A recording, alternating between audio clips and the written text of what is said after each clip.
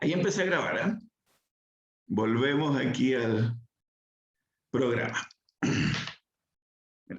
Entonces, la asignatura proporciona las bases biológicas del comportamiento animal y humano. Entonces hay una serie de términos que ustedes gradualmente, ¿no es cierto? Algunos puede que los manejen del colegio, etcétera, o de otras instancias, ¿no es cierto?, de aprendizaje. Pero vamos a hablar de adaptaciones, de evolución, de una serie de conceptos que gradualmente van a ir incorporando. Acá no es, y muchas veces me lo han preguntado, especialmente en las carreras humanistas, que en este caso no es importante si ustedes fueron buenos o no para la biología antes de llegar acá a la universidad, a esta asignatura al menos, porque esta asignatura no requiere, digamos, de una base tan fuerte en los temas previos de la biología. Porque si ustedes analizan, estamos hablando de una biología del comportamiento, lo cual en los planes y programas de estudio previo a la universidad prácticamente no se ve. A veces, muy colateralmente, cuando se ve algo sistema nervioso, pero no es algo, digamos, que vaya a influir, incluso si no les gustó la biología y no aprendieron mucho biología previamente. Esperemos que les guste ahora la psicobiología y que aprendan los elementos fundamentales. ¿Ya? Competencias, en el fondo, los que se pretende que ustedes vayan logrando desarrollar en la asignatura, diagnosticar fenómenos y procesos psicológicos, generando y realizando preguntas y hipótesis en base a la recolección de información y el conocimiento psicológico pertinente que apunten a la complejidad del objeto, que en este caso aporta como una pieza más de rompecabezas, pero desde la perspectiva de la biología del comportamiento. Pero si ustedes se fijan, hay una serie de términos que tienen que ver con el método científico. Estamos hablando de hipótesis, estamos hablando de recolección de información, estamos hablando, ¿cierto?, por lo tanto, de generar o revisar preguntas científicas. ¿Ya? Por lo tanto, ahí estamos hablando de metodología científica también. Desarrollar una estrategia metodológica pertinente para dar respuestas relevantes y adecuadas a las preguntas y contrastación de hipótesis. Porque una hipótesis, independientemente que debe tener un marco de conocimiento previo que la sustente, puede ser comprobada, o sea, verdadera, o puede ser falsa, pero igual aporta al conocimiento. Todos los que trabajamos en investigación, muchas veces nuestras hipótesis no se cumplen. A todos nos gusta que se cumplan nuestras hipótesis de trabajo, en los proyectos de investigación, etcétera, pero muchas veces no se cumplen. Y eso igual es un aporte relevante al conocimiento científico, ¿ya? Por lo tanto, es algo que no es un fracaso cuando una hipótesis no se cumple. Aplicar el conocimiento adquirido sobre el campo de estudio de la disciplina, situado en un contexto sociohistórico, político y cultural con una actitud reflexiva, crítica y ética.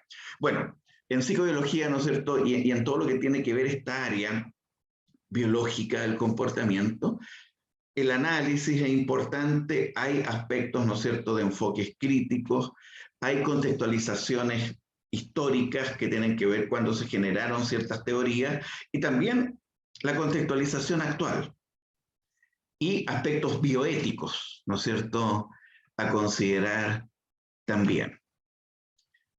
En el ámbito de la investigación, interpretar los resultados de una investigación para discutirlos de acuerdo a las decisiones teóricas y metodologías relevantes al problema y su contexto. Que esto hay diversas modalidades de hacerlo, con análisis de artículos científicos, revisión de videos en este caso, porque ustedes no van a poder realizar propiamente tal una investigación en terreno, como, digamos, cuando es presencial esta asignatura, hay algunas investigaciones piloto en conducta humana y conducta animal. Pero aquí se usan estrategias que reemplazan eso, pero sí que ustedes van a aprender la metodología, van a saber cómo interpretar datos, etc. A nivel transversal, elaborar un marco comprensivo, coherente y fundamentado de los procesos mentales, subjetivos y del comportamiento humano, utilizando principios, modelos y procedimientos científicos propios de la disciplina y afines. En este caso, propio de la disciplina tiene que ver con un enfoque comparado del comportamiento, también algunos elementos de neuroetología que tiene que ver con comparar características del cerebro, del encéfalo, podemos ver que no es sinónimo cerebro y encéfalo, de diversas especies. ¿Y qué características tenemos nosotros a nivel de nuestro sistema nervioso que hace que tengamos una elevada complejidad del comportamiento?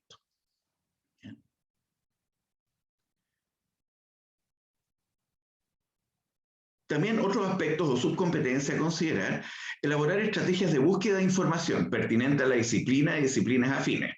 O sea, aquí, por ejemplo,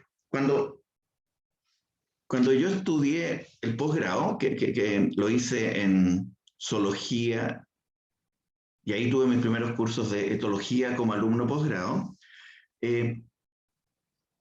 teníamos dificultad para recopilar la información científica. Yo me acuerdo que en la misma facultad que están ustedes, porque yo hice ahí el posgrado en la facultad que es de ciencias básicas, en el mismo campus, no en la misma facultad, sino en el mismo campus.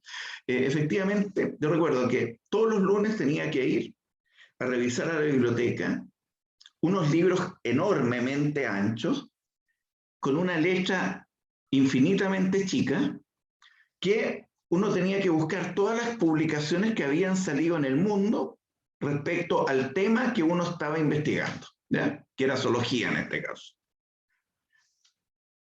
Y todas las semanas tenía que revisar eso.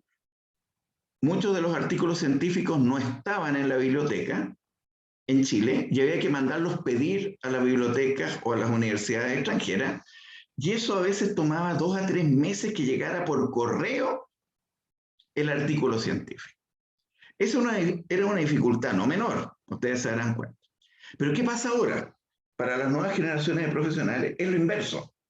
La dificultad es el exceso de información cuando no se lleva a cabo un adecuado proceso de filtro de qué información es correcta, es verdadera, y qué información es lo que, ¿no es cierto?, muchas veces se denomina fake news, o simplemente datos erróneos que no sean intencionadamente erróneos, pero que al final inducen a desconocimiento o a errores, ¿no es cierto?, en los marcos conceptuales. Por lo tanto, ahora el proceso es que ustedes tienen que ir desarrollando, es a filtrar toda la información que va llegando hora a hora, y que efectivamente vamos a ver que hay publicaciones científicas, hay técnicas, hay revistas indexadas, hay maneras de buscar la veracidad de la información. Porque eso es muy importante. Por lo tanto, todo esto que tiene que ver con estrategias de búsqueda de información, en este caso en psicobiología y áreas afines, es, ¿no es cierto?, muy importante. Establecer estrategia metodológica pertinente, con la base conceptual correspondiente para analizar diversos fenómenos. La observación es importante, estoy resumiendo ahí los principales aspectos. Analizar información relativa al problema y contexto, aplicando métodos pertinentes para interpretar resultados. Analizar métodos, teorías, sistemas básicos de la psicología, o en este caso, psicobiología, con el fin de explicar y comprender el sentido de los fenómenos psicológicos, con un análisis crítico. Siempre hay limitaciones en los aportes, ¿no es cierto?, de las diferentes disciplinas.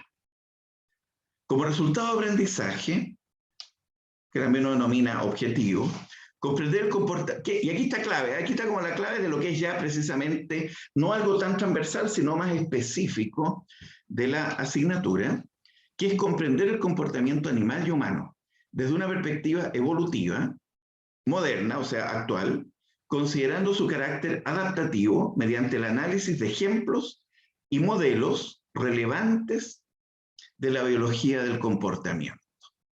Ahí está la esencia de lo que es la asignatura. Esto implica verifica creencias y hechos sobre fenómenos naturales con énfasis en biología del comportamiento animal y humano, utilizando la información disponible en la actualidad. Comprende las bases del razonamiento científico y de la creación de conocimiento científico, explicándolas a través de mapas conceptuales, diagramas, tablas comparativas, porque acá, en realidad, el trabajo de redacción que ustedes deben desarrollar es una redacción desde la disciplina más acotada. Por eso que está aquí mucho de la explicación con diagramas, con mapas conceptuales, con frases cortas, etcétera, más que escribir un tratado que les va a tocar en áreas, ¿no es cierto?, más de las ciencias sociales, ¿no es cierto?, escribir trabajos relativamente largos, etcétera.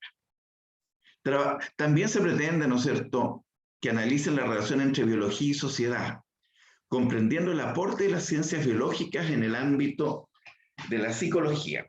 Aquí, aprovechando esta frase, les quería contar que en conjunto con la asignatura de filosofía, que ustedes tienen, ¿no es cierto?, este semestre, con el profesor Fernández, vamos a desarrollar una experiencia piloto en conjunto, que tiene que ver justamente con ciencia y sociedad, y que ahí vamos a trabajar en base a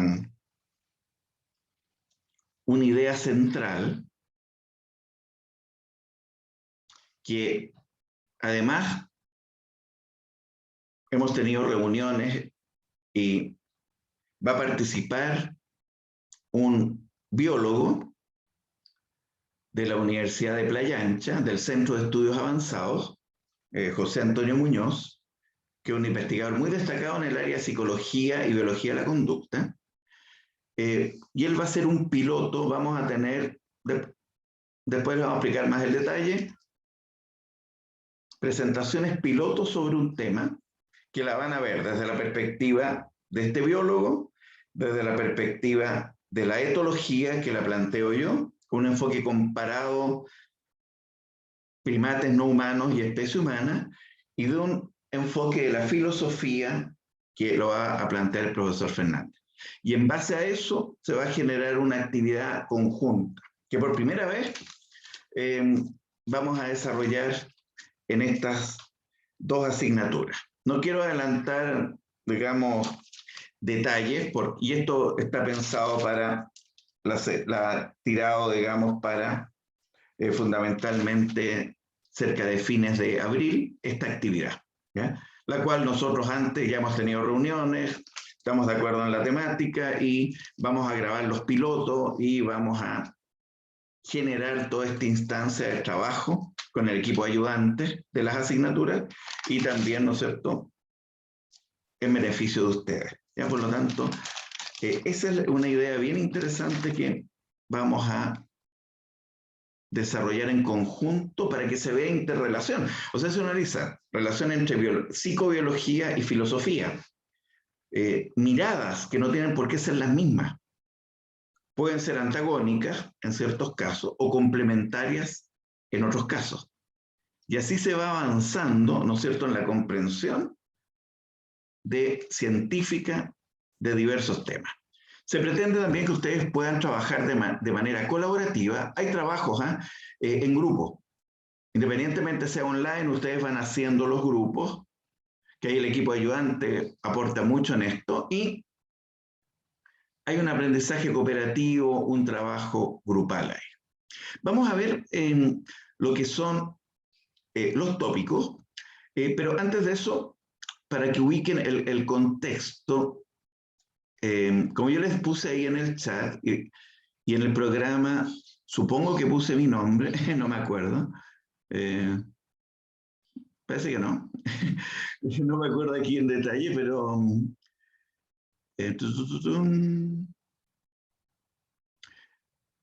debe estar en otra parte.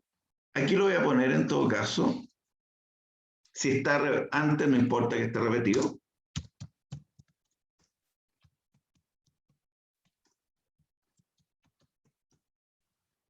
Ahí está mi nombre, Marcial Beltrami. Bueno, ustedes podrán suponer, digamos, al ver que yo ya tengo ya bastantes canas, que la experiencia en el ámbito universitario es más o menos extensa. O sea, estamos hablando de unos 35 años de experiencia como académico universitario. Me especialicé en lo que es la zoología y la etología. Y en la, bueno, en la facultad y en la carrera ya más de 15 años que coordino el curso de psicobiología. Y por muchos años, según la malla de estudios que corresponda, hemos dado cursos electivos del área de etología o participado en cursos colegiados con otros profes en lo que es etología primate. Por lo tanto, ese es el ámbito de mi especialidad. Dentro de la línea de investigación, en la década de los 90 empecé a realizar investigación con primates no humanos en cautiverio, con babuinos específicamente, y también hemos realizado trabajos y dirigido memorias de diferentes carreras en lo que es conducta de chimpancé, conducta de monos capuchinos y otras especies de primates, al igual que otras especies de mamíferos y de aves. Y también paralelamente desarrollamos, pero ustedes van a ver después, desde la perspectiva de la etología, o sea, el estudio biológico de la conducta, estudios en comportamiento humano, ¿ya? Pero que la mirada es diferente a la de la antropología, de la sociología o de la psicología. Yo diría que complementaria a la de la psicología especialmente y a ciertas corrientes de antropología también. Por lo tanto, el ámbito de investigación en el área es como de 30 años de más o menos de investigación en lo que es el área etológica. Ustedes pueden googlear en Google Académico, ahí están como las publicaciones que uno ha ido desarrollando o las que vayan saliendo dentro de lo que es este año en el área, ¿ya? Por lo tanto, ese es el contexto de trabajo académico y de trabajo de investigación que hemos ido desarrollando por décadas, ¿ya? Los temas de la asignatura, vamos a ver el primer capítulo que se denomina Bases biológicas del comportamiento, que si vemos el desglose de los tópicos, tenemos ciencia y método científico, ciencia y sociedad, que ahí está incorporado también esta actividad piloto que vamos a hacer en conjunto con la asignatura de filosofía y el equipo de filosofía, el enfoque etológico del comportamiento, lo que es el enfoque evolutivo del comportamiento también, características, ya sea recordar y complementar del método científico y estrategias de investigación, pero en este caso, de lo que es justamente la etología, métodos para tomar datos, que es lo que llamamos métodos de muestreo y de registro conductual. Muestreo se refiere, cuando uno hace una investigación, ¿qué observo? O sea, ¿qué conductas observo? ¿Todas las conductas? ¿Algunas conductas? ¿No es cierto? Eso puede variar. ¿Y varía según qué? Según la pregunta de investigación y según la hipótesis o las hipótesis de investigación. Puede que yo quiera estudiar o establecer un repertorio de conductas que tiene una especie. Y para eso, por lo tanto, tengo que estudiar, ¿no es cierto?, obtener datos de diferentes tipos de conductas. Pero puede que el equipo científico quiera investigar sobre cierto tipo de conducta. Por ejemplo, la conducta agresiva. Por ejemplo, la conducta de cortejo y apareamiento. Por ejemplo, la conducta de cooperación o la conducta de altruismo. Por lo tanto, ahí ya es más acotado. O sea, el qué observo va a ser cierto tipo de conductas y no todas, ¿ya? Y por otro lado, ¿a quién observo? También depende de la pregunta de investigación y las hipótesis de trabajo. Observo, por ejemplo, a todos los adultos y las crías, a los machos, las hembras o solamente los juveniles? Eso va a depender, ¿no es cierto?, con la pregunta de investigación que uno tenga, que el equipo tenga. ¿Y cómo lo hago en el tiempo?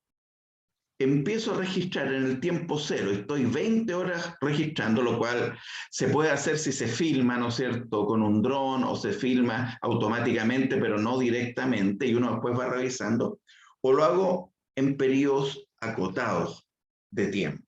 ¿Ya? Eso es un aspecto importante. Todos esos aspectos, en el fondo, que ustedes sepan y aprendan cómo se hace investigación en etología.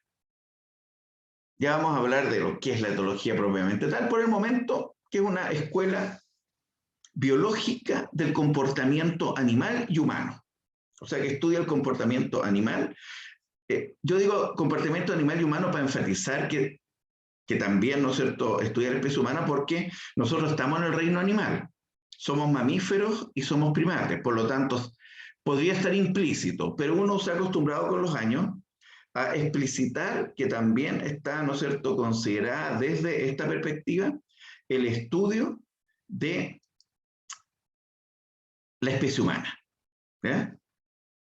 Con hipótesis que son propias de la disciplina biológica, psicobiológica, etológica, etc.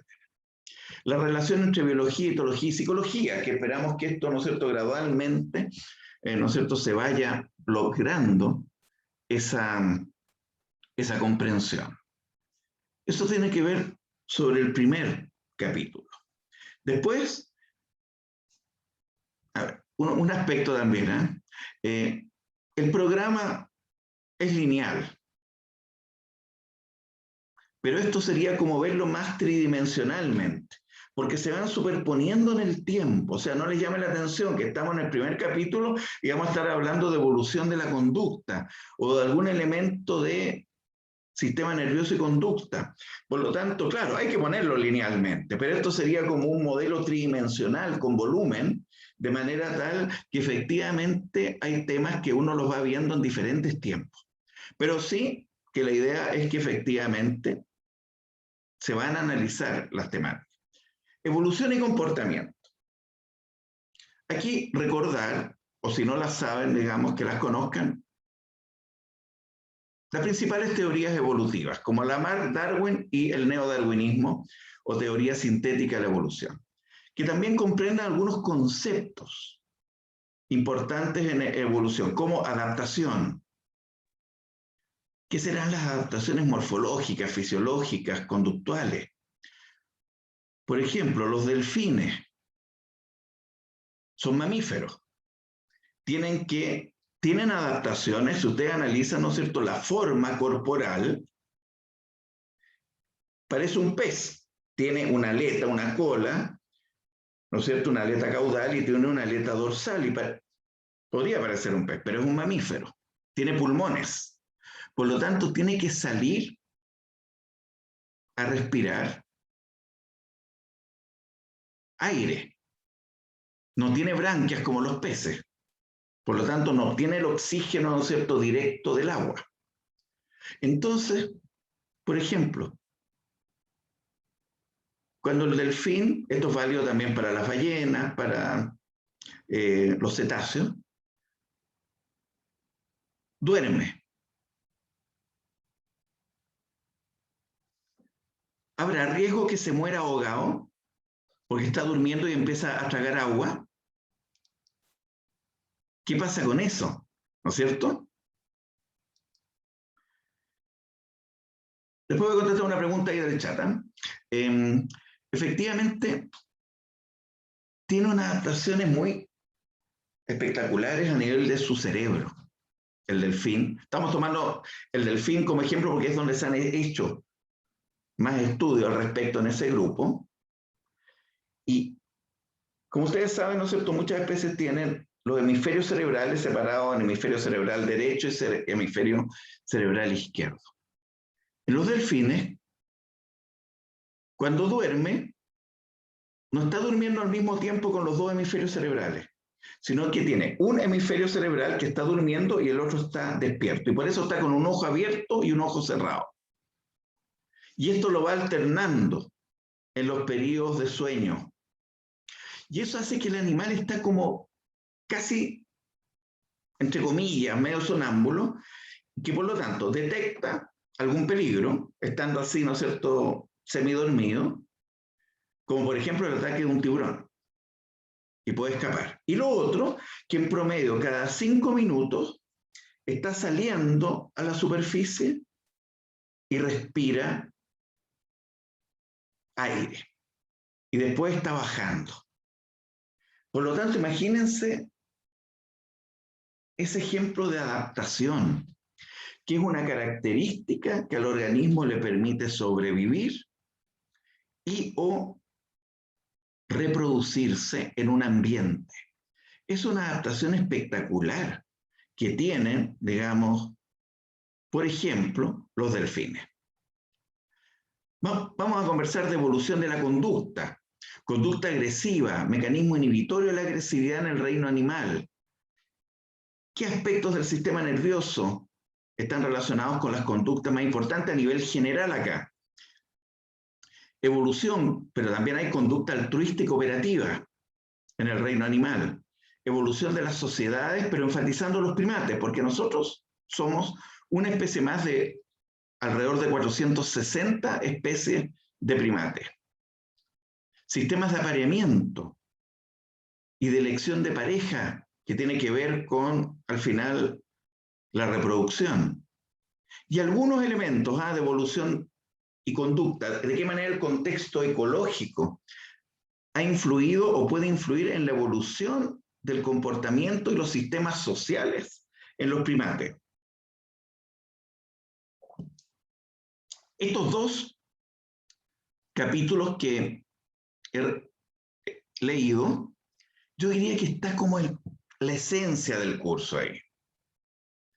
Hay un capítulo corto de genética del comportamiento que tiene que ver con la base hereditaria de la conducta, que vamos a conversar algunos conceptos fundamentales, algunas bases hereditarias. La conducta no está determinada genéticamente, pero sí, eso no quiere decir que los genes no influyan. Ahí vamos a ver de qué manera puede influir el componente genético. Y ahí está la relación genes-ambiente también. ¿Ya? Y el capítulo de neuroetología y fisiología comparada, hay cosas que probablemente vamos a ver adelantado en el capítulo de evolución y en el de etología, por lo tanto este puede ser muy corto, si es que ya tenemos avanzado mucho de estos temas, pero análisis comparativo del sistema nervioso y algunos procesos más complejos como la subjetividad. Algunos modelos que explican factores que han influido en la evolución del cerebro. Proporción cerebro para la masa del cuerpo en una especie. Claro, la ballena azul, que tiene toneladas, ¿no es cierto?, de masa y mide alrededor de 30 metros, tiene un cerebro enorme. Pero hay que ver la proporción de la masa de su cerebro con la proporción de la masa del cuerpo total, y ahí se estima para poder comparar entre las especies. ¿Ya? Y que hay un concepto que está anotado ahí, que es el coeficiente de encefalización. Sistema nervioso y conducta, un análisis evolutivo, comparativo, que ahí vamos a hablar de lo que es la neuroetología, o quizás lo hemos hablado antes, y si nos queda, bueno, siempre alcanzamos a ver algo, para allá un video muy bueno que analizamos que tiene que ver con etología, sistema nervioso y estrés, en babuinos, en primates no humanos. Por lo tanto, esto lo vemos no necesariamente en una clase que yo les esté contando cosas, pero también hay videos que van a permitir analizar esos aspectos. Respecto a la metodología, bueno, método de discusión, conversación, porque aquí ustedes se dan cuenta que en cualquier momento pueden intervenir, pueden dar ejemplos, pueden, ¿no es cierto?, contradecir aspectos si tienen otras informaciones en diversas actividades. ¿Ya? Laboratorio como tal no vamos a desarrollar, pero sí análisis de estrategias de investigación, ¿no es cierto?, científica en el área. Por eso método basado en la indagación. Terreno no, pero sí el equivalente observando algunos videos complementarios, trabajos grupales que se llevan a cabo. La evaluación, que quizá era lo que estaban esperando, digamos, del comienzo de la lectura del programa, prueba escrita un 70%. Siendo realista, yo siempre pongo en los programas 3 pruebas, pero siendo realista, y ya el año pasado desde el comienzo fijé 2 y anduvo bien. 2 pruebas. Después vamos a ver la modalidad de trabajo en esas pruebas, ¿ya? Y 70% y 30% los talleres que son grupales, ¿ya? Por lo tanto, pero después les voy a dar, digamos, más información al respecto, pero no es algo, como yo les decía, es resultado de proceso y van a tener todo el material para trabajar las pruebas. Requisito de aprobación, como todas las asignaturas, digamos, de la carrera, nota 4. Algunas palabras clave. Si ustedes se fijan, hay varias que hemos conversado ahora. O sea, en realidad que yo he dicho ahora. Biología del comportamiento, etología, que ya vamos a ver específicamente, ¿no es cierto?, sus características. Evolución, adaptación, conducta, neuroetología, ciencia, método científico, sistemas de muestreo y registro conductual, conducta innata, conducta aprendida, entre otras, ¿ya?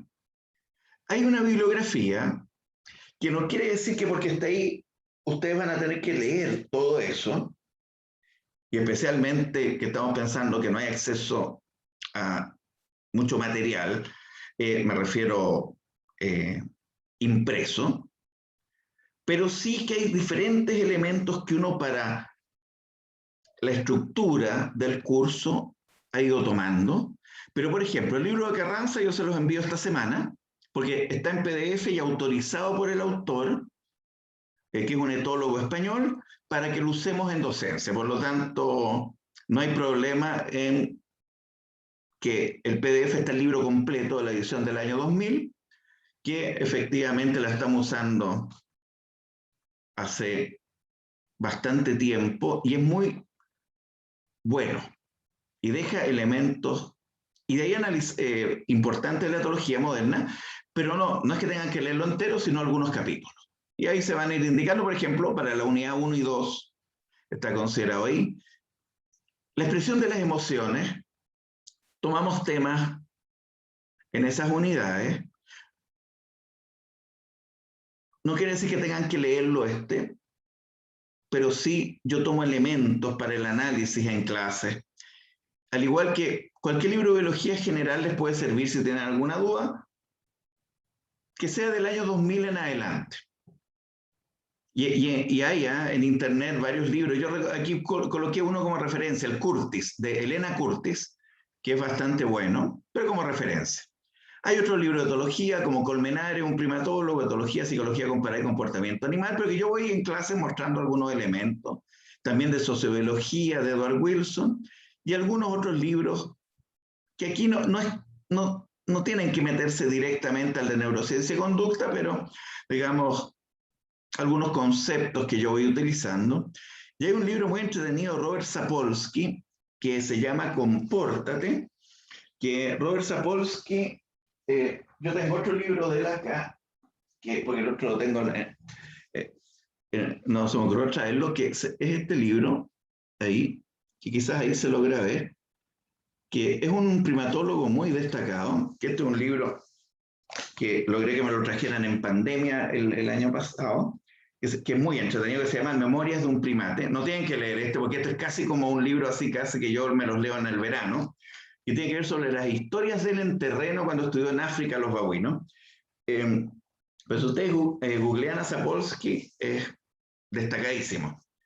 Y hay otro libro que se llama Compórtate, del año 2018, la versión última, y efectivamente da las bases evolutivas y neuroetológicas del comportamiento en primates no humanos y humanos. Ustedes no tienen que leerlo, pero yo voy incorporando elementos también de ahí para la estructuración de parte de la temática.